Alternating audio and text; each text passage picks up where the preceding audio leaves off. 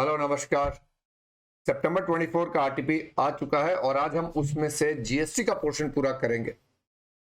With all happiness, result बहुत अच्छा आया मई 24 का।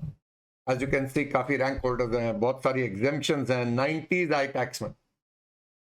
मैंने बहुत सारे बच्चों से बातें करी एंड सारे बच्चों ने एक बात कॉमन बोली कि सर लिटिल बाय लिटिल हमने जब अपने सारे कॉन्सेप्ट्स क्लियर कर लिए, हमने सारे क्वेश्चंस प्रैक्टिस कर लिए, हमने कोई ऐसा क्वेश्चन नहीं छोड़ा जो आईसीआई ने शायद दिया हो, चाहे वो मुश्किल हो चाहे वो आसान हो। तो धीरे धीरे ये जो हम रोज के रोज छोटे छोटे क्वेश्चंस करते रहते हैं, I think this help us reach where we are.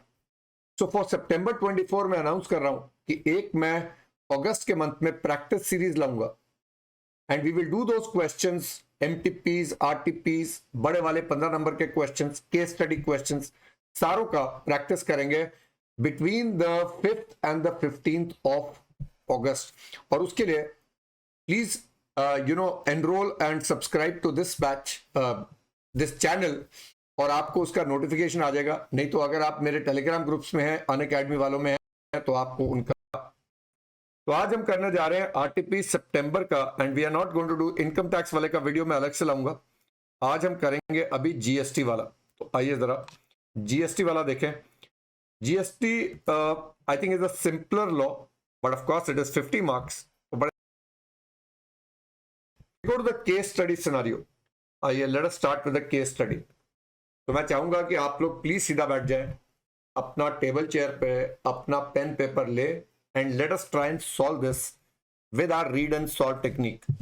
One thing I must share with you, I am sure आप लोग इन सब जो मैंने इंटरव्यूज लिए, जो बच्चों से बातें करी, सेशंस लिए, उन सब ने एक बात बड़ी क्लियरली बोली कि सर ये रीड एंड सॉल्व से क्या होता है कि हम एक क्वेश्चन जो वैसे शायद हमें 15, 20, 30 मिनट लग जाए पढ़ के लिखने में, प्रेजेंट करने में, अगर हम रीड एंड सॉल्व अप्रोच को प्रैक्टिस कर लें, समझ लें, तो वही टाइम कम हो जाता है। रीड एंड सॉल्व है क्या? It is the technique of reading slowly, ताकि जब आप धीरे धीरे पढ़ रहे हैं, आप अपने माइंड को एक चांस दे रहे हैं उस कॉन्सेप्ट को एब्जॉर्ब करके, आपके माइंड को आपके नोट्स में कहाँ ये रेलेवेंट चीज पड़ी थी उसको रिकॉल करके आगे बढ़ने के लिए। ये नहीं कि एक बार पढ़ लें फिर दोबारा आएंगे पढ़ने के लिए, एक ही बार पढ़ेंगे और साथ साथ सॉल्व करेंगे। Now how do you start? People who been following me, people who studied from me, सबको पता है हम सबसे पहले कहां से शुरू करते हैं ये पढ़ने के लिए कि सवाल क्या है। ये केस स्टडी एमसीक्यू है। Which of the following statements is correct under GST law in relation to the hotel accommodation service received by the company? अच्छा, तो कुछ होटल अकोमोडेशन है, कंपनी को मिली होगी, वो पूछ रहे हैं स्टेटमेंट्स कौन सी करेक्ट हैं। The hotel shall charge CGST, SGST, the hotel shall charge IGST, the hotel shall issue bill of supply. तो बेसिकली ये पूछना चाह रहा है कि सीजीएसटी चार्ज करेंगे, आईजीएसटी चार्ज करेंगे या एग्जेम्प्ट है। तो आई एम एज्यूमिंग, मेरे को ऐसा लग रहा है प्लेस ऑफ सप्लाई पे है क्वेश्चन, बाकी I could be wrong, we will read it slowly. अगला सवाल क्या है? What will be the place of supply in relation to gift items purchased by XYZ Private Limited? तो चलिए, गिफ्ट आइटम्स कुछ परचेज करे होंगे, उसके रिलेशन में फिर से क्या पूछा? Place of supply. Which of the following statements is true in relation to gift items and insurance policy purchased by the company? Okay, तो गिफ्ट आइटम्स परचेज है, insurance company.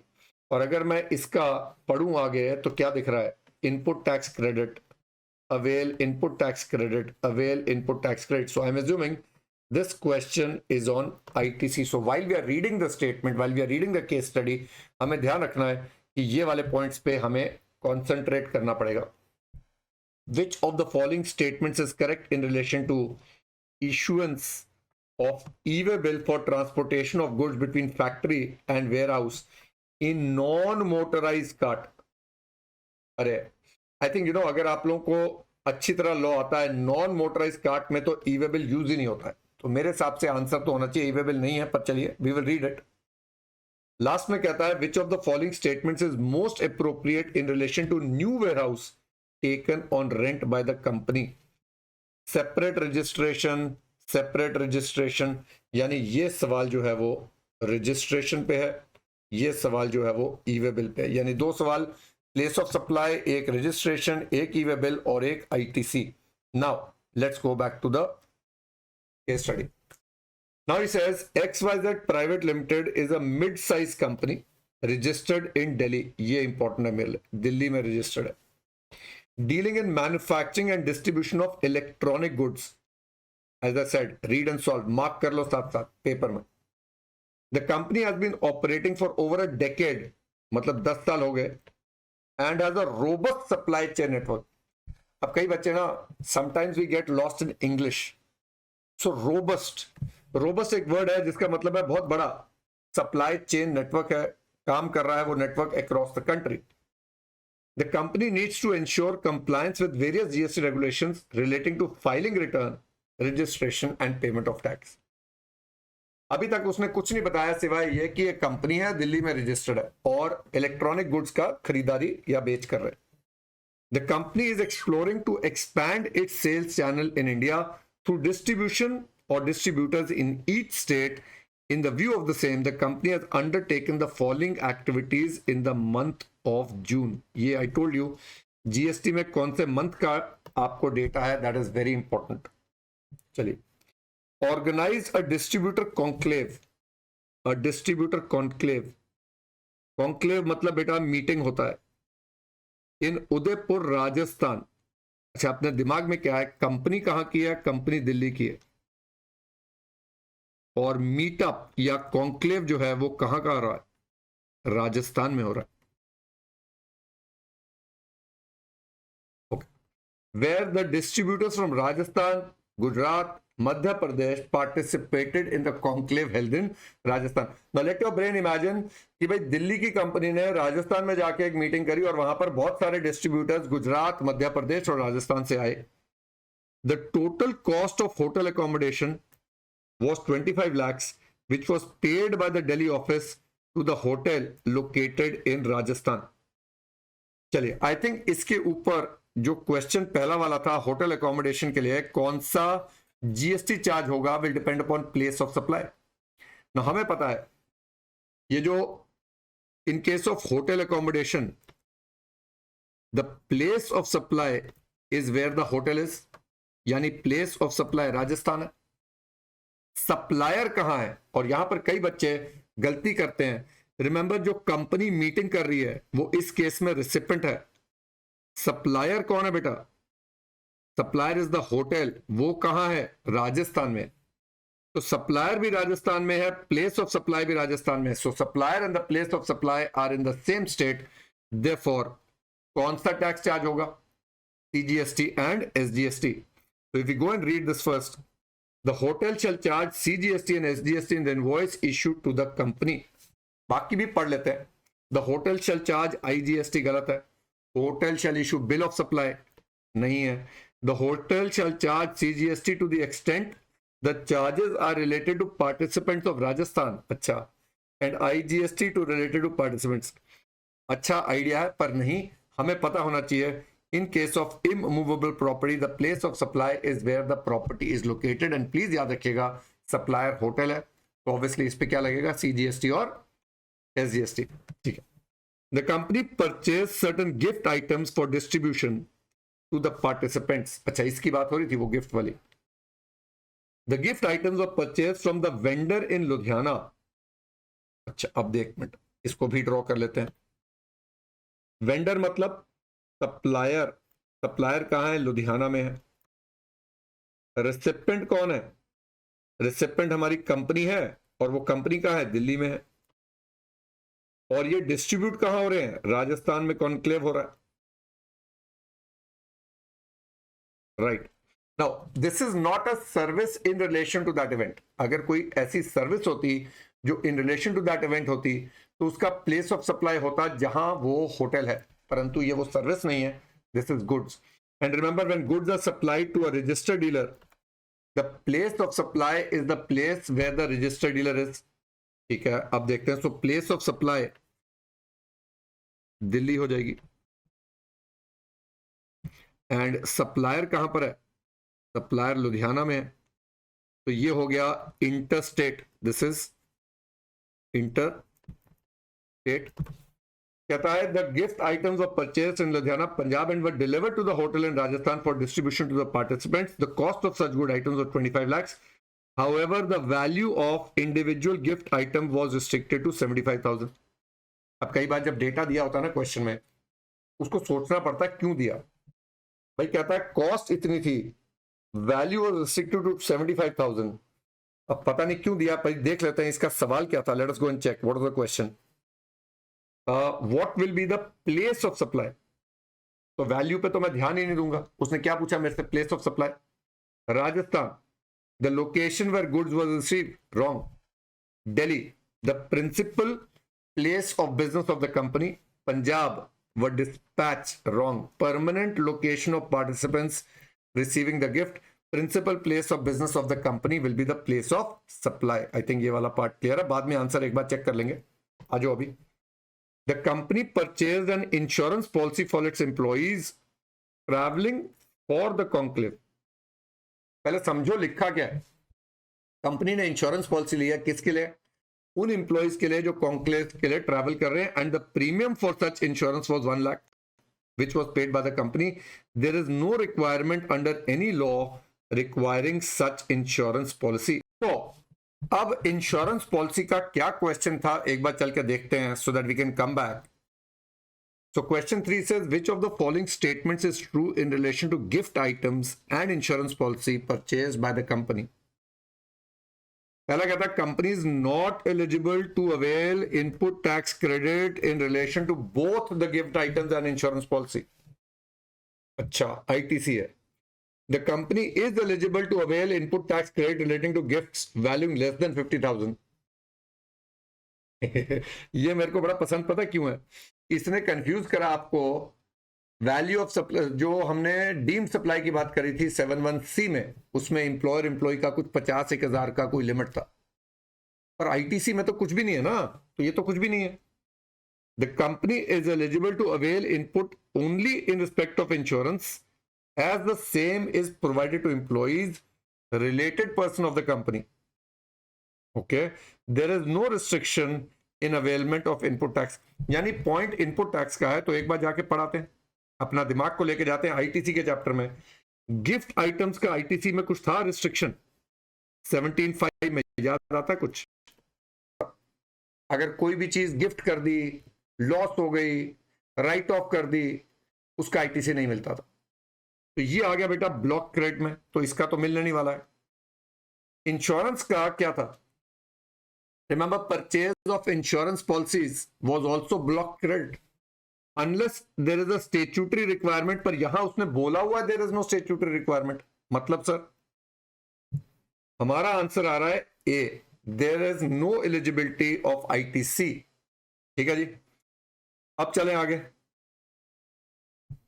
The company took on rent a new warehouse near its factory in Delhi। Okay, the moot point is company का office कहां पर है? दिल्ली में है। Warehouse कहां पर लिया? दिल्ली में लिया। सेम स्टेट है, तो क्या सेपरेट रजिस्ट्रेशन का जरूरत है? नहीं सर। तो फिर जब ये गुड्स भेज रहा है, यहां पर आगे कह रहा है ना, the goods are being transported between the factory and the new warehouse in non motorised cart. मतलब रेड़ पे है, टांगे पे है, गुड्स जा रहे हैं। पहली बात, क्या ये सप्लाई है? Is the supply distinct person? तो है नहीं, क्योंकि सेपरेट स्टेट नहीं है, तो सप्लाई भी नहीं है। और नॉन मोटराइज कार्ट है, तो ई वे बिल भी नहीं चाहिए। The value of such goods transported in a single trip is up to 5 lakhs। Basically E way bill की बात कर रहा, अभी 50,000 से ज्यादा वाला। Further, the rent of warehouse is 18 lakhs for 11 months and the same will be revised to 21 lakhs after the expiry of the initial 11 months। ये तो इनपुट है। चलिए इसका देखें सवाल क्या है। Let's go and check what is the question. Fourth, which of the following statements is correct in relation to issuance of e-way bill for transportation of goods between the factory and the warehouse in non-motorized cart? E-way bill is required to be issued by the company for each instance of transportation of goods irrespective of the consignment value। E-way bill is not required to be issued in the given case irrespective of the consignment value. I think मेरे हिसाब से ये सही लग रहा है मुझे. E-way bill is required to be issued for goods of consignment value above 50,000. तो टेक्निकली सही है, पर यहां तो ई-वे बिल इशू होगा या नहीं होगा? नॉन मोटराइज है भाई, नहीं इशू होना. 1 लाख की कंसाइनमेंट वैल्यू, तो अपने लिए answer should be B. Okay, now fifth वाला, which of the following statements is the most appropriate in relation to new warehouse taken on rent by the company? नया warehouse. Separate registration is not required mandatory. मेरे हिसाब से तो सही है, but we must read the others. उन्होंने मेहनत करके ऑप्शंस दिए हैं. Separate registration is required. No sir. GST registration is required as a casual taxable person. लो जी, तो ऐसा सोच रहे हैं कि हमें बिल्कुल ही नहीं आता लॉ, है ना. Separate GST registration is required once rent is more than 20 lakhs per month. अब देखो, जो बच्चा पढ़ नहीं रहा ध्यान से, उसको बस इतना याद आ गया यार 20 लाख का लिमिट था. अरे ये कंपनी गुड्स बेच रही है, रेंट तो इनपुट है, तो इसका 20 लाख का कहां आ रहा है कुछ relation. So I think this is a silly one. So I think we have answers for all the questions. तो एक बार चल के देखें आंसर्स क्या दिए हैं.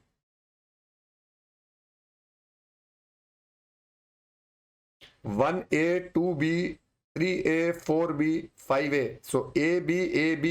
लो जी, ये तो आसान है. लेट्स गो बैक एंड सी. हमारा आ रहा है पहले वाले का A, B और A. So we are right in our answer. तो चलिए, now let's move on to question number 6. और इस क्वेश्चन को हम साथ साथ लिखेंगे. Let us now solve it and write the answer as you would present it in the paper. क्योंकि आजकल ऐसा क्वेश्चन 10 नंबर का आ रहा है, तो obviously it is very important कि हम ये वाला क्वेश्चन प्रॉपर्ली ठीक करें. So he says Craft Model Limited is a registered dealer in Bihar. तो अपने दिमाग में क्या डाला हमने? Bihar. is engaged in various types of supplies. It is not engaged in renting of cars business. अब ये क्यों बोल रहा है शायद नीचे क्लियर होगा, पर वो कार बिजनेस में नहीं है. इसका कोई ना कोई तो रेलेवेंस होगा. कोई भी क्वेश्चन में कोई भी लाइन लिखी हो, it can not be irrelevant. The company provided the following details for the month of January. चलिए, so we are now looking at the month of January. उसने बोला है आउटवर्ड सप्लाई, कुछ ऐसे डिटेल्स दिए हैं. हमने पहले बोला था हम नीचे चलेंगे. Additional information, all amounts given are exclusive of taxes. B part कह रहा है during the course of arranging and filing documents the accountant of Craft observe that an invoice of 30,000 was omitted to be recorded in the books and no payment was made till the end of January. Okay, तो कुछ ऐसा बात और आएगा. हाँ, what we are looking for is the rates of GST. Assume नहीं कर लेना कि 18% है.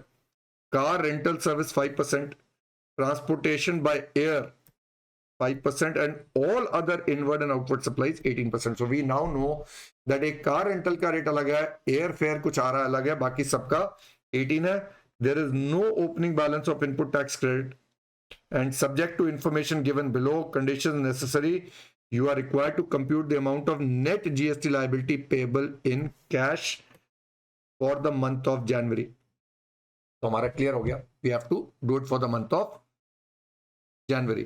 Now, हमारा प्रेजेंटेशन का तरीका क्या रहता है? हम सबसे पहले अपना एक मेन चार्ट बना लेते हैं. This is computing. So we can write down computing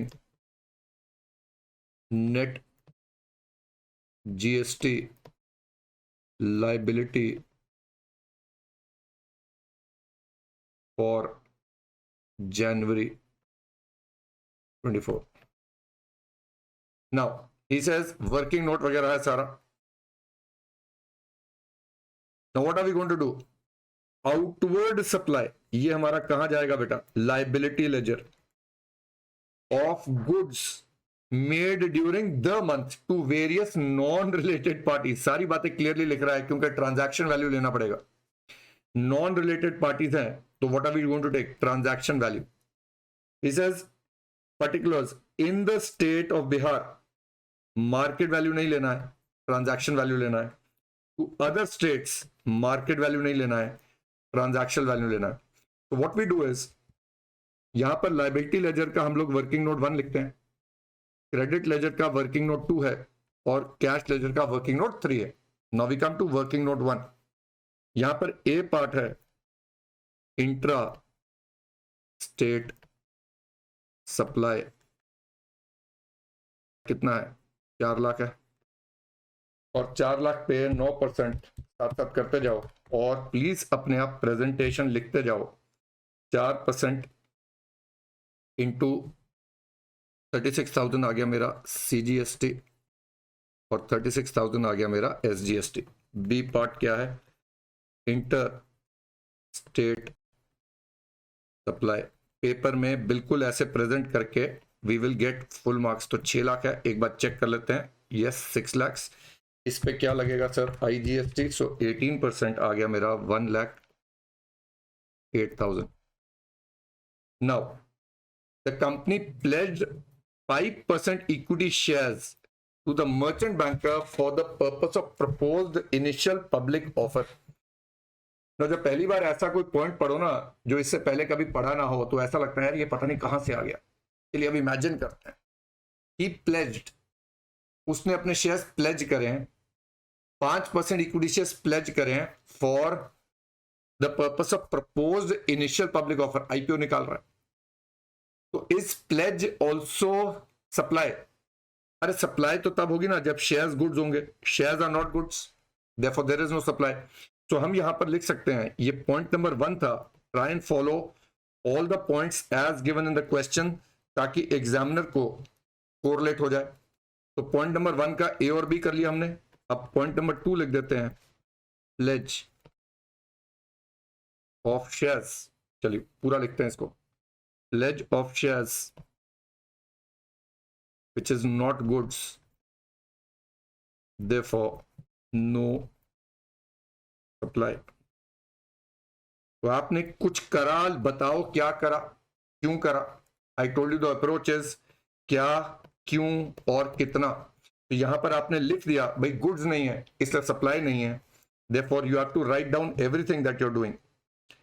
let's keep going। Third point, stock transfer of goods. Stock transfer क्या होता है, ब्रांच ट्रांसफर। आपने अपनी ब्रांच को करा, worth 58,000 without consideration, read slowly, without consideration 7(1)(c) में आ सकता है। To its branch in Bihar, the branch has been declared as additional place of business in the registration certificate. तो एडिशनल प्लेस है, सेपरेट रजिस्ट्रेशन नहीं है। तो लिख देते हैं थर्ड पॉइंट का भी आंसर यहां पर। आओ third point, stock transfer to branch in same state, no separate registration, therefore no supply। तो आगे लिख देंगे nil. I think this is going straight चल रहा, अभी तक कोई ऐसा कॉम्प्लिकेटेड पॉइंट नहीं दिख रहा मुझे। इंट्रा स्टेट इनवर्ड सप्लाई, हाँ ये बातें याद रखना बेटा। इनवर्ड सप्लाई, परचेज की बात हो रहा है। अब हम पहुंच गए हैं क्रेडिट लेजर में। Of various services for use in the course of furtherance of business, 30 invoices. ये 30 इनवॉइस है। Out of 30 invoices, details of 10 invoices amounting to 2.5 lakh were not furnished by the suppliers in GST as 1 and resultantly were not reflected in GST 2B। तो one of the conditions of section 16 is कि वो reflect करना चाहिए। तो 9.5 लाख की value है, इसके ऊपर 18%। अब उसने इंट्रास्टेट बोला है तो 9 + 9, 9 + 9 आ गया। तो हम लोग क्या करेंगे, अब चलते हैं क्रेडिट लेजर में and let us write the working note. इसको करते हैं working note to electronic credit ledger. Point number कौन सा है हमारा, I told you try and use the same point, so we are using point number 4। तो यहां पर क्या लिखेंगे, inward supplies inward supplies for which GST is not reflecting in GSTR to be no ITC as per section 16। देखो बेटा, ये कोई English language का ग्रामर का पेपर नहीं है कि सारा ग्रामेटिकली करेक्ट होना है, ठीक है। आपका मेन पॉइंट आ जाना चाहिए। सो 915 इंटू 9% कितना हो गया? 85,500 लिख लीजिए यहां पर, और यहां पर भी आ गया 85,500। Right, so we finish this, सारा पॉइंट हो गया। आगे चलते हैं। Outward supply of service, again we are back to liability ledger. Milling of paddy into rice intrastate, तो आप अपना दिमाग लेके जाओ। Milling of paddy into rice, क्या ये एग्जेम्प्टेड सप्लाई था? नहीं सर, हमने कहा था milling of paddy into rice is not exempted supply. तो हम यहां आते हैं point number 5, milling of paddy into rice is not exempt, और साथ सेक्शन डाल दो अंडर सेक्शन 11। तो अब हमारा आ गया 2 लाख इंटू 9%, 2 लाख इंटू 9% आएगा 18,000, 18,000, 18,000 एंड 18,000, सेम कॉलम में है ना? हाँ ठीक है, ओके, लेट्स कीप गोइंग। साथ साथ लिखते जाओ, आपको स्पीड भी आइडिया लगेगा। Then he says outward supply of services of giving trucks on hire to a government authority। अच्छा जी, again liability ledger, trucks on hire to a government authority. हमें याद है trucks on hire GTA service, अगर हम GTA के goods GTA को देते थे तो एग्जेम्प्ट होती थी, गवर्नमेंट को देने पे ऐसा कोई एग्जेम्पशन नहीं था। तो ये हमारा टैक्सेबल हो गया, और ये भी इंट्रा स्टेट बता रहा है अपने को, तो लिख लेते हैं।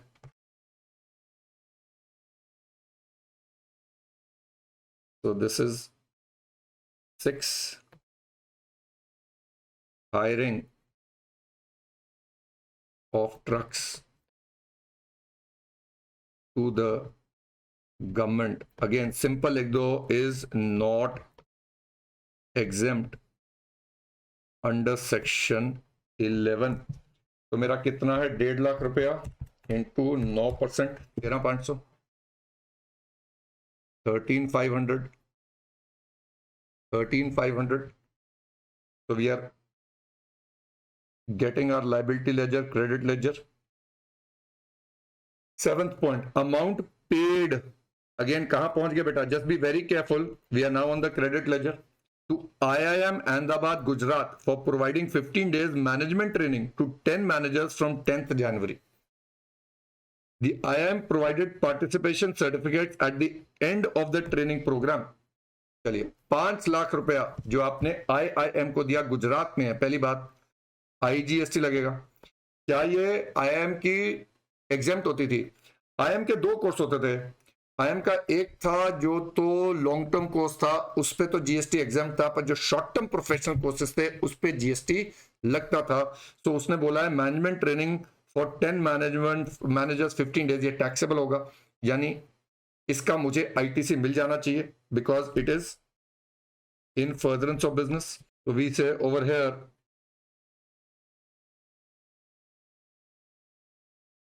Inward supply of IIM courses for managers in furtherance of business and is a taxable supply, because you can write down only long term by IIM are exempt under section 11। और ये कितना है, कितना पैसा पे करा हमने? 5 लाख रुपया। और क्योंकि ये गुजरात में है, इसके ऊपर 18% हो गया, कितना हो गया 5 लाख इंटू 18%, 90,000, तो 90,000 इज माई IGST क्रेडिट। हम क्रेडिट लेजर में आ गए। Okay, let's see what else is left. Purchased, again we are in the credit ledger, air tickets for its employees from Patna to Guwahati, Assam in the economy class. Total fare was 1 lakh, out of which basic fare was 80,000. So these questions are a mix of supply, exempted supply, time of supply, ITC, सब कुछ बीच में आ रहा है। तो अब आपका दिमाग आना चाहिए। रिमेंबर, असम से आना जाना अगर इकोनॉमी फेयर है तो वो एग्जेम्प्ट है। जब वो एग्जेम्प्ट है तो उसका ऑब्वियसली ITC नहीं मिलेगा।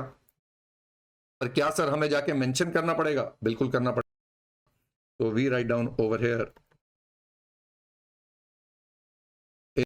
Air fare economy class from and to Assam is exempt under section 11, therefore उसका आपको ITC नहीं मिलेगा। So I think we covered each point little by little, आराम आराम से। अब कहता है B point, during the course of arranging and filing documents, accountant of Craft Model Limited observed that an invoice of 30,000 in excluding tax dated 2nd December 23, okay, और हम जनवरी 24 का करें तो इनवॉइस दिसंबर का है, was omitted to be recorded in the books and no payment was made against the same till the end of January. This invoice was issued by Mr. Rahu Ketu of Patna, from whom Craft Model Limited had taken cars on rental basis. Invoice included cost of fuel also. अच्छा, now इस वजह से उसने हमें शुरू में बताया था not into renting of cars, क्योंकि अगर आप रेंटिंग ऑफ कार्स करते हैं, तो इस पे एक तो RCM लगता है if other than company to a company होता है, other than company to a company अगर होता है, इस पे पहली बात लगता है RCM। तो हमें चेक करना है सबसे पहली बात, क्या RCM का टाइम ऑफ सप्लाई जनवरी में आ रहा है? एक तो ये चेक करेंगे, क्योंकि अगर आ रहा है तो फिर इस कंपनी को RCM पे करना पड़ेगा। दूसरा होगा इसका क्रेडिट लेना। तो रेंटिंग ऑफ कार्स का क्रेडिट सिर्फ तब मिलता था अगर आप सेम लाइन ऑफ बिजनेस है, तो ITC तो नहीं मिलने वाला। तो इसका जाके ना ITC वाले में तो लिखाते हैं कि ब्लॉक क्रेडिट में आता है, पहले तो क्रेडिट लेजर में डालाते हैं। तो एडिशनल इंफॉर्मेशन हम कहते हैं renting of cars, no ITC because not in same line of business, not in same line of। तो पहले तो ITC खत्म करें, ये हो गया मेरा। अब मुझे क्या करना बच्चों? अब मुझे इसका टाइम ऑफ सप्लाई चेक करना है। No, time of supply of RCM comes under service है 13(3), मतलब रेसिपेंट के एंगल से जब पेमेंट करी और वो कहता है no payment is made till Jan, और 61st day from date of invoice दिसंबर 2 है, तो दिसंबर में कितने दिन हो गए? 29 डेज। जनवरी के कितने दिन हो गए? 31 डेज, 60 डेज। तो 61st डे जो आ रहा है वो जनवरी में नहीं आ रहा है, देयरफॉर हमारा जो टाइम ऑफ सप्लाई है वो जनवरी में नहीं आ रहा है, देयरफॉर ये लायबिलिटी लेजर में भी ऐड नहीं होगा। तो इसका हम चल के लायबिलिटी लेजर में लिखाते हैं। तो इसे motor car rental by other than company to a company is covered by RCM. However, time of supply under section याद है, लिखो 13(3) does not fall in January। और आपको ये वाला पॉइंट ना मैंने क्लास में भी करवाया, ये वाला पॉइंट ICR 2 है। आवर इंटायर लायबिलिटी, चलिए टोटल लगाएं, लायबिलिटी लेजर का आ गया मेरा 1,08,000, दैट इज प्लस 18,000 प्लस 13,500, 67,500, 67,500। चलिए इसको ऊपर जा, 1,08,000, 67,500, 67,500। चलते हैं क्रेडिट लेजर का टोटल लगा लेते हैं, कितना है बेटा 90,000, 85,500 and 85,500। Credit ledger opening balance हमारा नील है, करंट ईयर में कितना है 90,000, 85,500, 85,500, यही मेरा टोटल आ गया। तो टोटल आ गया मेरा 90,000, 85,500 एंड 85,500। अब इसको सेट ऑफ कर लेते हैं। पहले IGST का IGST से लेंगे, तो ये मेरा नील हो गया, कैरी फॉरवर्ड। CGST का पहले CGST से लेंगे, 67,500, कितना बच गया देखो, माइनस 85,500, 18,000। यहां से ले लेते हैं, ये भी नील हो गया, ये लायबिलिटी भी नील होगी, ये लायबिलिटी भी नील होगी। यहां पर 67,500 आ गया, ये लायबिलिटी भी नील होगी, और 18,000 हमारा। बस इतना याद रखना, ये वर्किंग नोट 3 लिख के आएंगे जहां पर हम बताएंगे कि हमने कैश लेजर से पेमेंट कैसे करी है। So working note 3 will be the sequence, आपने पूरा एक्सप्लेन करना है, and that my dear children is a 10 mark answer for all of you. So I think हमने इसको अगर करा, and if I look at the time, तो हमारा शायद आई थिंक 15-20 मिनट लगे होंगे, इतना टाइम तो लगेगा पेपर में, और पूरा प्रेजेंटेशन भी हो गया। तो होपफुली दिस वाज ओके। आगे देखते हैं,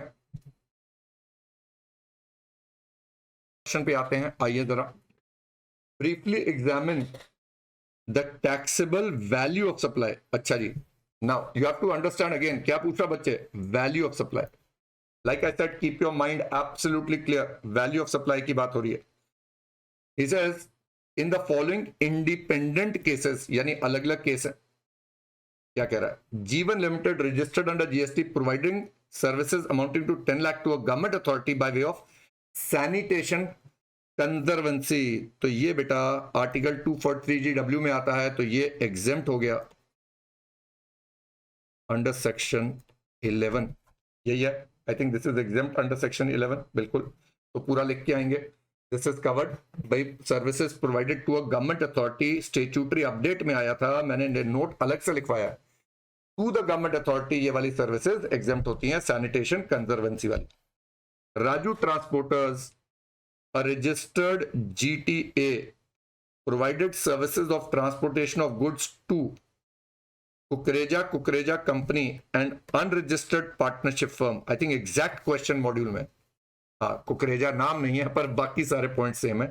Kukreja paid 8,000 to Raju transporters as consideration. No इसमें हमें एज्यूम करना पड़ेगा दैट GTA ने FCM ऑप्ट नहीं करा है, तो ये RCM में आएगा, और अगर ये RCM में आएगा तो कुकरेजा अगर अनरजिस्टर्ड, तो उनको अंडर सेक्शन 24, तो ये सारा आप एक्सप्लेन करके आ जाओगे। और अगर सेक्शंस हैं तो please make sure you writing the sections. Then बेटा, Amardeep hospital provided services in neonatal intensive for which 15,000 are charged per day from Mr. Chopra for his newborn son Virat। तो हमने कहा था रूम रेंट हॉस्पिटल सर्विस का क्या था, medical care का, हाँ है ना, 5,000 से ज्यादा होता है तो टैक्सेबल होता है, पर न्यूनेटल इंटेंसिव केयर वाला एग्जेम्प्ट होता है। ये हमने बात करी थी, वो 4 चीजें थी, ICCU, ICU, CCU, तो वो सारे एग्जेम्प्ट है। तो इसको हम लिखेंगे, पूरा आप लिख के आओगे, exempt under section 11 even if it is more than 5,000 because न्यूनेटर जो है वो एग्जेम्प्ट होगा अंडर जीएसटी लॉ। तो I think simple question, not a very difficult question, but हाँ कवरेज कंप्लीट दिख रही है, कवरेज कंप्लीट दिख रही है। Okay, let's take the 8th question. Runmo Limited, a registered entity under GST, has demerged. ये demerger ICI ने नया पकड़ा है। आई थिंक डीमर्जर का उनको बड़ा एक और क्वेश्चन पिछले आरटीपी में भी था, एमटीपी में था आई थिंक। तो ये डीमर्जर का क्या कह रहा है देखते हैं। It's operations with effect from 31 October 23। ठीक है जी। The registration of Runmo Limited has been cancelled suo motu by the proper officer. अच्छा, तो कैंसलेशन ऑफ जीएसटी सर्टिफिकेट पे पहुंच गए हम। The order of cancellation was passed and was served on 7th November 23। Cancellation का आपको याद होगा कुछ होता था कि आपको कैंसलेशन के फाइनल रिटर्न भरनी है विद इन 3 months, ऐसा कुछ था। देखते हैं पूछ क्या रहा है। Late us go on. Runmo Limited wishes to apply for revocation of cancellation। अच्छा, रेवोकेशन ऑफ कैंसलेशन कितने में था? आई थिंक ये चेंज हुआ था, अमेंडमेंट हुई थी। 90 days from the date of receipt of cancellation for registration on 4th February 24। The tax consultant of Runmo Limited advised that the application for revocation of registration is time barred and hence not valid in law. You are required to examine the technical veracity of the advice given by the tax consultant। तो time period बदल गया है, पहले 30 days होता था, अब 90 days, which may further be extended to another 90 days। So a total of 180 days आएंगे cancellation का। अमेंडमेंट जो हुई और फिर बता के आएंगे कि ये जो टैक्स कंसल्टेंट है डेफिनेटली सीए नहीं है, क्योंकि ये अपडेट नहीं जानता है, और अगर आप अपडेट जानते हैं तो ये टाइम बार अभी नहीं है। So you have to calculate the entire thing and tell them कि 90 डेज जो आते हैं वो आपका 7th November से 90 डेज के अंदर अंदर आप कर सकते हो। तो फरवरी जो 24 है वो 90 डेज के अंदर फॉल करता है और वो एक्सटेंड भी हो जाता है ना। So we can do the calculations. चलिए 9th question. Mr. X, a registered person under GST, has aggregate turnover in the preceding financial year amounting to 8 crore.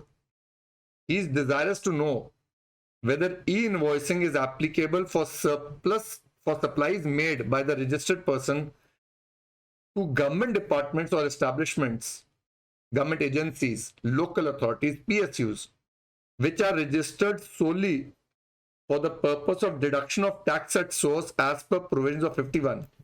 You are required to advise Mr. X।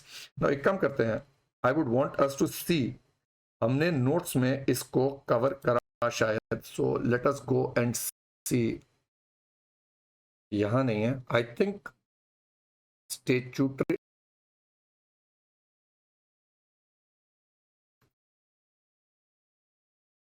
में ये देखो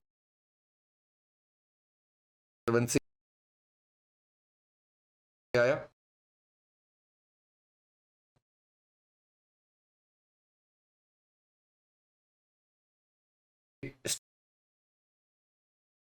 हमने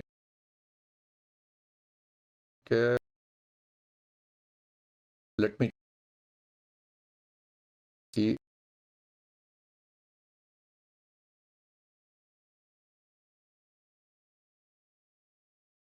voicing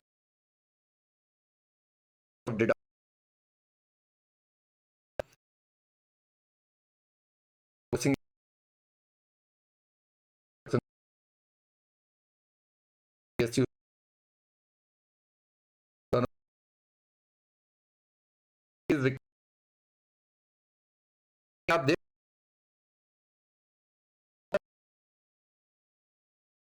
पता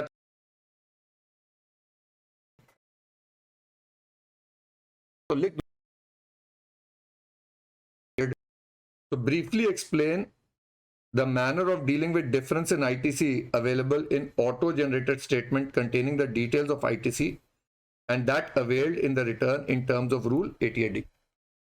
So basically अगर आपने जो mismatch आ रहा है GSTR 1(3)B में आपको इंटीमेट होता है, विद इन 7 डेज आपको उसको पे करना होता है या बताना होता है रीजन क्या है, नहीं तो आपको इंटरेस्ट लगेगा and so on and so fourth. तो वो पूरा रूल आपको बता के आना। So I think we briefly discussed the RTP and आप देख रहे हो कई थ्योरी क्वेश्चंस आ रहे हैं। It is not just practical that we need to lay stress on. कई प्लेन थ्योरी है, कई थोड़े प्रैक्टिकल ओरिएंटेड थ्योरी है। जीएसटी में प्लीज प्रैक्टिस कीजिए how to write theories, how to gain marks in a theory question. मेरा एक presentation का एक वीडियो है अनअकैडमी 360 चैनल पे ही, वो प्लीज देखिए। उसमें मैंने बड़ा क्लियरली बताया थ्योरी क्वेश्चंस कैसे प्रेजेंट करना है, सेमी प्रैक्टिकल कैसे करने और प्रैक्टिकल को कैसे करना है। चलिए, ऑल द बेस्ट, नमस्कार।